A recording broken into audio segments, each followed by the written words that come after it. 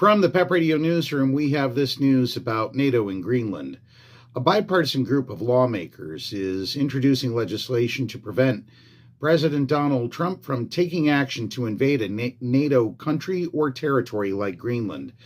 This is about our fundamental shared goals and our fundamental security, not just in Europe, but in the United States itself, said Representative Bill Keating, the Democrat from Massachusetts, who's leading the legislation along with retiring centrist Representative Don Bacon, the Republican from Nebraska, Representative Steny Hoyer from Maryland, and Representative Brendan Boyle, the Democrat from Pennsylvania.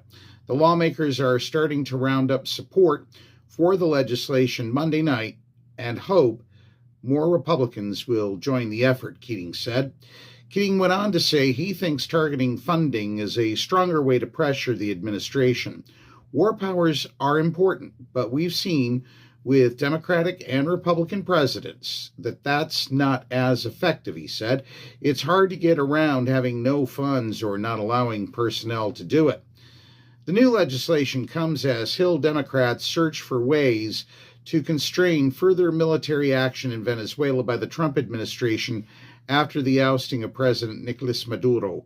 The Senate could clear a war powers measure on Venezuela later this week, though it faces an uncertain future in the House. Trump officials are openly weighing options, including military force to take Greenland, a Danish territory.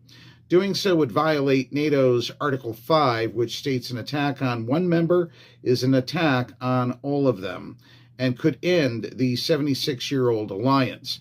The prospect of military force has drawn a skeptical response from some top Republicans and universal opposition from Democrats.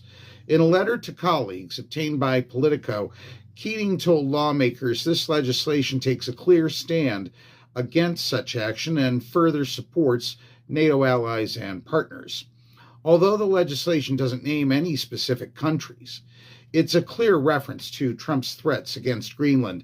The omission was deliberate, said Keating, who wanted to broaden the legislation's focus. He said he met with Danish ambassador and the head of Greenland representation as the legislation came together. This isn't just about Greenland. This is about our security, Keating said. And that's what we know for now. From the PEP Radio Newsroom, I'm David Moore.